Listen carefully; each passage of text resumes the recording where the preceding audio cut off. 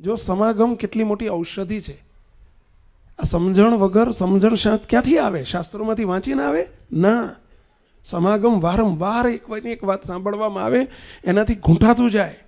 એકડો પાકો કેવી રીતે થયો? આપણે નાના હતા ત્યારે કે વારંવાર ઘૂંટાયો તો એકડો પાકો થયો.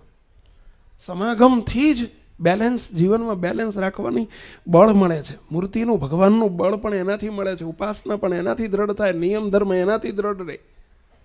જેને સમાગમ નથી, મહારાજે શબ્દ વાપરી દીધો છેલ્લાના 24માં મહારાજ કે જેને કથા વાર્તામાં પ્રીતિ નથી, જેને સંતનો સમાગમ નથી, સમજી રાખવું એમાં કોઈ દાડો સારા ગુણ નહીં આવે. એ જરૂર રાંડવાનો. સત્સંગમાંથી ક્યારે રંડાપો આવી જાય ખબર ન પડે મુક્તો.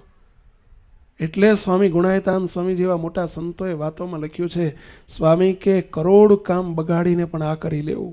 સ્વામી કે હોનાની મેળી હોય એને બાળીને પણ સમાગમ કરી લેજો. એટલે કે ગમે તેવો મોટો લાભ થતો હોય, સ્વામી બીજો શબ્દ બોલ્યા, લાખ રૂપિયાનો લાભ થતો હોય તો જવા દેજો, પણ ટાણે સત્સંગ કરજો, સમાગમ કરજો, કથા વાર્તામાં પ્રીતિ કરજો. મુક્તો બહુ મોટી ખોટ કરીએ છીએ. જેને મંદિર નજીક હોય, મોટા સંતો નજીકમાં રહેતા હોય અને સંતોની કથા વાર્તાનો લાભ જો આપણે ન લઈ શકતા હોઈએ, નિત્ય પ્રત્યે મહારાજ કે લેવો, નિત્ય પ્રત્યે ન થાય તો અઠવાડિયે લેવો.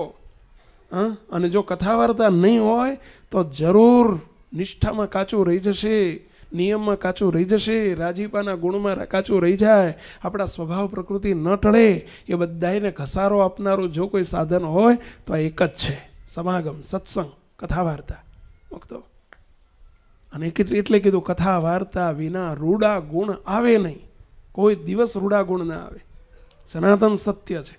જે મોટા મોટા ગુણોને પામ્યા છે અને કંઈ સમયે બેલેન્સ રાખી શકે છે એનું મુખ્ય કારણ આ જ હોય છે, સમાગમ, સત્સંગ, કથા વાર્તા.